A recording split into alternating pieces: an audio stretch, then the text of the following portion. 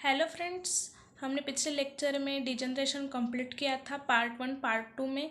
तो आज के लेक्चर में हम नेक्रोसिस स्टार्ट करने वाले हैं।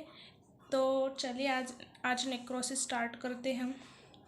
तो क्या होता है नेक्रोसिस? फर्स्ट लेक्चर में मैंने कहा था एक रिवर्सिबल सेल की डेथ होना मीन्स इरिवर्सिबल सेल हो नहीं सकती, और मीन्स बैक टू नॉर्मल नहीं हो सकती और इरिवर्सिबल हो जाती है, तो सेल का डेथ होना कंफर्म होता है। तो introduction, the cell death is a state of irreversible cell injury. ये क्या होते हैं? इरिवर्सिबल सेल इंजुरी होती है, सेल की डेथ होती है, उसे हम नेक्रोसिस कहते हैं। Necrosis is defined as a microscopic focal death of tissue is followed by degeneration by hydrolytic enzyme liberated by the deceased cell. Necrosis क्या होता है? एक सेल है और उसकी क्या होती है? फोकल डेथ होती है। उसकी डेथ होने के कारण उसमें कुछ जो हमारे हाइड्रोलाइटिक एंजाइम होते हैं वो लिबरेट होते हैं, उससे वो सेल की डेथ होती है। तो स्टार्ट करते हैं नेक्रोसिस। नेक्रोसिस की definition, necrosis is defined as a localise area of death of tissue is follow the later by degeneration of tissue by hydrolytic enzymes liberate from dead cell. Necrosis कुछ नहीं, the localise area रहता है cell का और death होता है degeneration के कारण।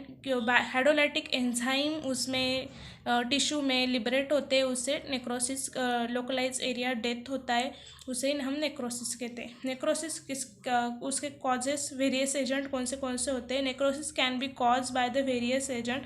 हाइपोक्सिया, जब हाइपोक्सियल कंडीशन होती है तब नेक्रोसिस कॉज होता है। Then chemical and physical agent. Chemical physical agent मैंने फर्स्ट लेक्चर में कहा था, तो आपको देखना है तो फर्स्ट लेक्चर देखिए, तो फिर आपको समझ में आएगा। सीक्वेंस में से वो पढ़ा रही हूँ। माइक्रोबियल एजेंट, उससे नेक्रोसिस कॉज होता है। इम्यूनोलॉजिकल इंजरी, उससे नेक्रोसिस कॉज होता है। Then based on aetiology of morphologic appearance 5 types of necrosis. तो नेक्रोसिस क्या होता है? हाइड्रोलाइटिक एंजाइम लिबरेट होते हैं और सेल की क्या होती है? फोकल डेथ होती है। मीन्स सेल पूर्ण इरिवर्सिबल में जाती है, सेल पूरी तरह से डेथ हो जाती है, उसे हम नेक्रोसिस कहते हैं। तो उस कितने टाइप में नेक्रोसिस डिवाइडेशन हुए हैं? 5 टाइप में। तो फर्स्ट है coagulative necrosis, then liquefactive necrosis, caseous necrosis, fat necrosis, then fibrinoid necrosis. हम सब स्टेप बाय स्टेप देखने वाले हो, पूरे डिटेल देखने वाले सब नेक्रोसिस के टाइप। तो आज हम कोगुलेटिव नेक्रोसिस कवर करेंगे। इटियोलॉजी, कौन से किसकी वजह से नेक्रोसिस कॉज होता है? Loss of blood supply. जब लॉस ऑफ ब्लड सप्लाई होता है, इसमें एक कंडीशन हो जाती है, तब नेक्रोसिस कॉज होता है। It is a commonest cause of necrosis. Then hypoxia, hypoxia के कारण एशेमिया कॉज होता है, नेक्रोसिस कॉज होता है। Then bacteria and allied infecting agent, bacterial toxin में भी directly act on a tissue, tuberculosis, diphtheria, इनके कारण क्या होता है? सेल की डेथ होती है, फोकल डेथ ऑफ टिश्यू। जैसे कि देखिए एक सेल है, इन पे मैंने फर्स्ट लेक्चर में कहा था इटियोलॉजिकल एजेंट क्या करते हैं? फॉर एजेंट स्ट्रेस मीन्स उन पे अप्लाई होते हैं। इटियोलॉजिकल एजेंट कॉज करते हैं किसको? सेल को। इसके कारण क्या होता है?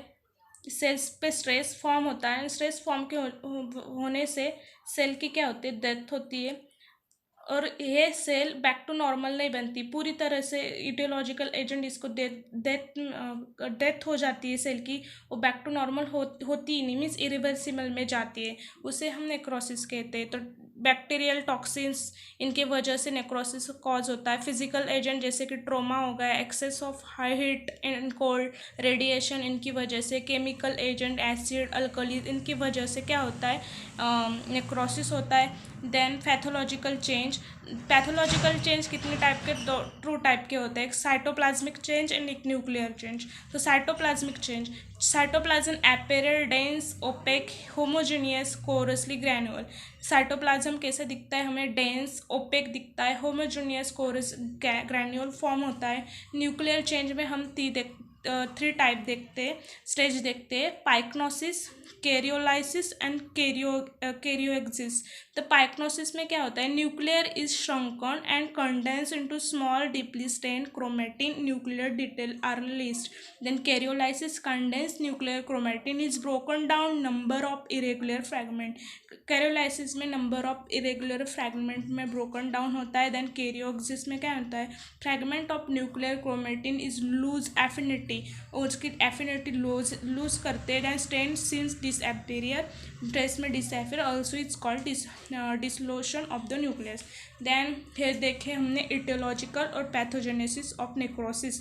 देन हम फर्स्ट जो हमारा फर्स्ट टाइप है कोगुलेटिव नेक्रोसिस वो देखते हैं। It is the most common type of necrosis causes by irreversible focal injury most from sudden cation of blood flow is ischemic necrosis। Coagulative necrosis में क्या होता है, इट इज़ क्या है, irreversible focal death of necrosis means focal death of necrosis, उसे हम necrosis कहते हैं।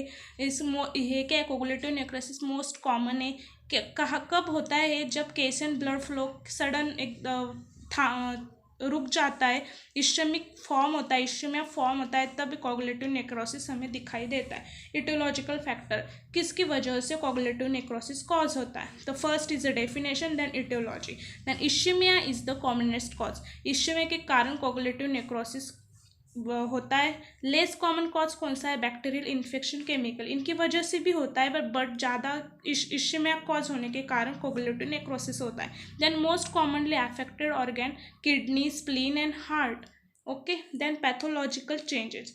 पैथोलॉजिकल चेंज में क्या होता है, coagulative necrosis early stage are the pale, firm and slightly swollen with the progression they become more yellowish and softer shrunken. क्या होता है कोगुलेटिव नेक्रोसिस में, अर्ली स्टेज में हमने वो जो टिश्यू है, जो ऑर्गेन है, वो पेल दिखाई देगा, फर्म, स्लाइटली स्वेल होगा, देन क्या होगा, येलोविश सॉफ्टर श्रंकन होगी।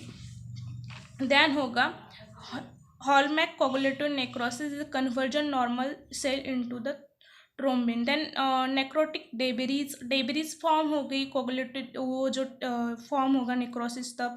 फैगोसाइटोसिस, मैक्रोफेजेस या ऑल आर डेबरीज उसमें फॉर्म होगी। तो आज के लेक्चर में हमने फर्स्ट कोगुलेटिव नेक्रोसिस पूरा कवर किया। तो क्या देखा आज हमने, नेक्रोसिस देखा, नेक्रोसिस की डेफिनेशन देखी और उसके क्या कॉजेस एजेंट देखे, उसके 5 टाइप्स कौन से, उनके नाम आज हमने देखे। तो इटोलॉजिकल फैक्टर देखे, पैथोजेनेसिस देखे, साइटोप्लाज्मिक न्यूक्लियर चेंजेस। देन आज हमने कोगुलेटिव नेक्रोसिस पूरा कवर किया, उसमें हम इटोलॉजी देखे, पैथोलॉजिकल चेंजेस देखे। Thank you.